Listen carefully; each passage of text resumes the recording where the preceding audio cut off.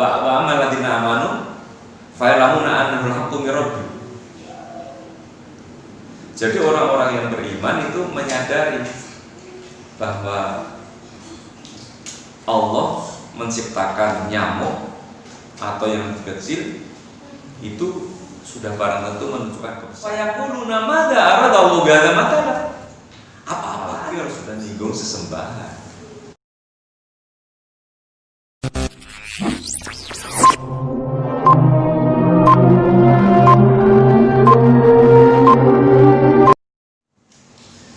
Kemudian Ibnu Jarir dan Ibnu Abi Hatim meriwayatkan dari As-Suddi.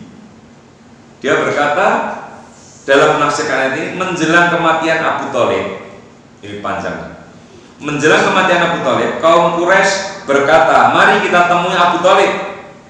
Kita suruh dia untuk melarang keponakannya mengganggu kita. Kita malu kalau sampai kita harus membunuhnya setelah kematiannya.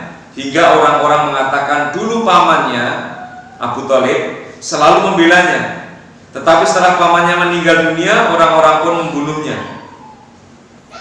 Jadi harga dirinya dimunculkan karpe. Kita ini kalau di kampung kan juga ada kesannya. Misalnya si fulan itu anaknya nakal, tapi bapaknya orang terpandang, orang yang dihormati di masyarakat. Itu biasanya sungkan kita akan memarahi pada anak itu. Tapi bareng bapak wis renek gitu, mungkin kita keras. Nah, orang-orang Quraisy saja itu nggak suka seperti itu. Enggak. Jadi jangan sampai nanti kalau ada berita bahwa kita membunuhnya karena sudah tidak ada pamannya. Maka berangkatlah Abu Sufyan, Abu Jahal, An-Nadhr bin Al-Harith, Umayyah dan Ubay, dua putra Khalaf, Uqbah bin Abi Mu'aid, Amr bin As ini masih dalam kafir ya, dan Al-Aswad bin Al-Bukhtari. Mereka terlebih dahulu mengutus salah seorang di antara mereka yang bernama Al-Muttalib untuk meminta izin menemui Abu Thalib. Laki-laki tersebut mendatangi Abu Thalib secara berkata kepadanya, mereka para tokoh kaummu ingin bertemu denganmu. Abu Thalib pun mengizinkan. Mereka pun masuk menemuinya, kemudian berkata, Abu Thalib, engkau adalah tetua dan tokoh kami. Sementara Muhammad telah menyakiti kami dan sesembahan-sesembahan kami. Kami ingin engkau memanggilnya, lalu engkau larang dia mengata-ngatai sesembahan kami, dan kami pun akan membiarkannya menyembah rohnya. Tampak bagus gak ini? Tampak bagus gak? Sekilas.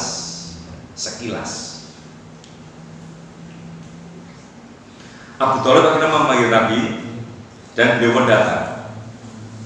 Abu Thalib lantas berkata kepada beliau, mereka ini kaummu dan para keponakanmu, wahai Muhammad ya. Rasulullah berkata, apa yang kalian inginkan? Mereka menjawab, kami ingin engkau membiarkan kami dan tidak mengganggu kami dan sesembahan-sesembahan kami. Maka kami pun tidak akan mengganggu kepada kamu dan kepada rohmu. Abu Thalib berkata kepada beliau, kaummu ternyata sangat adil. Jadi sekilas seperti itu, maka Abu Thalib pun menyatakan itu adil. Maka terimalah tawaran mereka. Nabi pun berkata, apakah jika kalian aku beri itu, kalian mau memberikan satu kalimat? Jadi kami tidak akan mengata-ngatai sesembahanmu, tapi apa kamu bisa memberi satu kalimat saja kepadaku? Satu kalimat saja. Apa itu? Jika kalian mengucapkan, maka niscaya kalian akan menguasai seluruh wilayah Arab. Orang-orang ajam, yakni non-Arab, tunduk kepada kalian dan bahkan menyerahkan pajak kepada kalian. Masa kalimat tapi nanti pengaruhnya besar. Maka Abu Jahal berkata, demi ayahmu, kami pasti akan memberikannya kepadamu, bahkan ditambah dengan 10 kalimat semisal. Kemudian dia berkata, kalimat apa itu? Jadi kami siap lipat lagi 10 lah. Kalimatnya apa? Beliau menjawab, katakanlah la ilaha illallah. Mereka pun sontak, ya, menolak dan tidak mau mengucapkannya. Jadi ternyata kalimat la ilaha illallah itu mahal betul. Karena apa?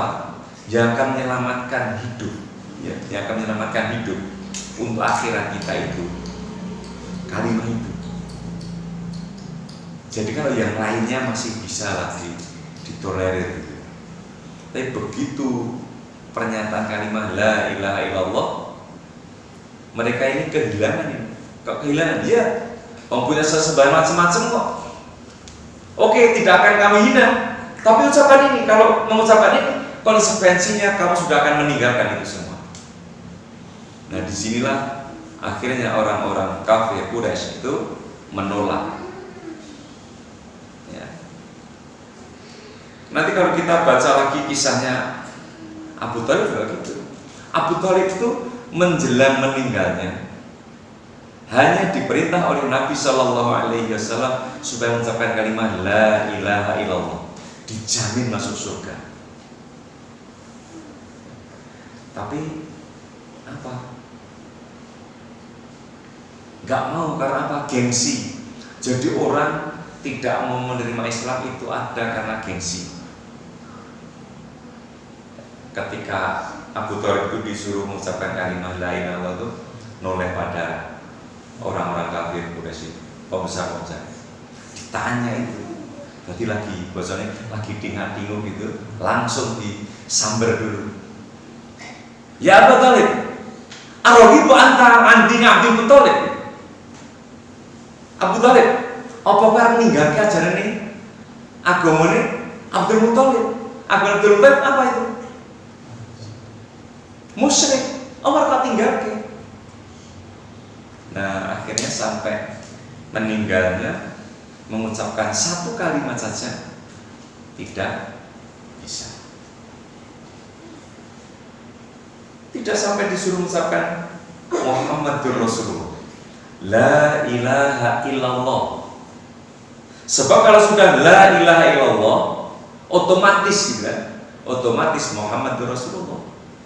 Maka Nabi ini memang ahli diplomasi, cukup ucapkan kalimat la ilaha illallah. Kalau sudah bisa mengucapkan la ilaha illallah, otomatis akan menyampaikan pula Muhammadur Rasulullah. Nah, mereka nggak mau. Abu Thalib berkata, keponakanku, katakan ucapan yang lain karena kaummu kaget dengan kalimat itu. Coba kon jaruk sing liyane. Maka Nabi berkata, paman, aku tidak akan mengatakan kalimat lain sekalipun mereka dapat mendatangkan matahari dan meletakkan di tangan kananku. Sekiranya mereka mampu membawa matahari dan meletakkan di tanganku, sungguh aku tidak akan mengatakan kalimat lain. Jadi jangankan hanya 10 kali lipat permintaan akan dipenuhi. Kalau mereka bisa mengambil matahari kemudian diletakkan di tanganku, aku pun tidak akan menghentikan kalimat ini, la ilaha illallah itu, sehingga Allah yang menghentikan ini. Jadi beliau mengatakan demikian karena ingin mereka merasa berputus asa, membujuk beliau. Namun mereka ternyata malah marah dan mengatakan, kau berhenti mencaci sembahan-sembahan kami, atau kami akan balas mencaci Rob yang telah menyuruhmu. Itulah firman Allah, karena mereka nanti akan memaki Allah dengan melampaui batas tanpa dasar pengetahuan. Maka kalau kan prinsip ya, prinsip lakum dinukum waliya din. Jadi kalau memang kamu akan tetap menyembah kepada sesembahanmu silahkan. Tapi ingat, Allah sudah menyatakan bahwa innallaha la yaghfiru ayyushraka bihi wa yaghfiru ma duna dzalika liman yasha. Sesungguhnya Allah tidak akan mengampuni dosa orang yang menyekutukannya. Orang musyrik itu nggak akan diampuni dosa-dosa. Jadi berbuat syirik itu nggak akan diampuni. Nah, sementara orang yang tidak mau mengucapkan kalimat la ilaha illallah itu syirik. Allah dalam Al-Quran menyatakan man 'amila shalihan min dzakarin aw untha wa huwa mu'min falanuhyiyannahu hayatan thayyibah. Itu kuncinya imannya kepada Allah. Amalan akan diperhitungkan karena imannya kepada Allah. Kemudian berikutnya firman-Nya kadzalika zayyana likulli ummatin amalahu. Demikianlah kami jadikan setiap umat menganggap baik pekerjaan mereka. Ya, itu alamiah. Yaitu sebagaimana halnya kami telah membuat mereka menilai baik, mencintai, membela, dan menolong berhala-berhala itu. Seperti itu pula kami buat semua umat-umat sesat sebelumnya menilai baik semua perbuatan yang mereka lakukan. Dan Allah memiliki hujah dan hikmah sempurna di balik apapun dan Dia kehendaki yang Dia kehendaki dan Dia pilih. Jadi jangan heran kalau orang-orang kafir itu juga akan nilai bahwa agamanya adalah yang benar, agamanya baik. Sementara orang Islam juga mengatakan Islamnya benar, Islamnya baik. Gitu. Kalau kita punya hujah nggak ketika kita mengatakan bahwa Islam yang benar? Ada contoh sederhana kita dapatkan bahwa Allah sendiri menyatakan inna dina 'indallahil Islam. Ayat. Kemudian ditambah lagi di ayat yang lain, wa may yabtaghi ghairal islami dinan fala yuqbala minhu. Jadi kita punya hujah kalau menyatakan seperti itu. Tapi orang-orang yang tidak beriman pun mengatakan bahwa diri itu yang baik, yang benar. Nah, nanti kembalinya kepada Allah. Ya. Kita yakin bahwa Allah adalah hak. Sementara Allah sendiri menyatakan inna dina 'indallahil Islam. Dan maka kita prinsip lakum dinukum waliya din, silakan. Kalau memang itu yang dikehendaki, bahwa itu yang dianggap baik. Tapi Allah yang memberitahu. Tsumma ila rabbihim marji'uhum. Kemudian kepada Rabb mereka lah tempat kembali mereka. Fayunabbi'uhum bima kanu ya'malun. Lalu Dia akan memberitahukan kepada mereka apa yang dahulu mereka kerjakan. Ibu-ibu dan bapak-bapak, saudara-saudara semuanya, apa yang kita kerjakan ini semua nanti akan diperlihatkan. Maka kita ini bermohon kepada Allah ya, supaya diberi oleh Allah mampu untuk mengucapkan kalimat yang terakhir itu kalimat la ilaha illallah. Sebab apa? Innamal a'malu bil khawatim. Sesungguhnya amal sangat ditentukan pada penutupnya. Itulah sebabnya kita sering minta kepada Allah, Allahumma khtim lana bi husnil khatimah. Nah, sudah isya ya. Nah, kita lanjutkan yang akan datang untuk ayat 109 110.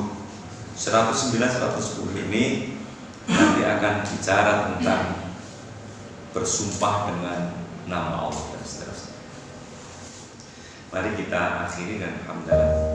Alhamdulillah, subhanallah.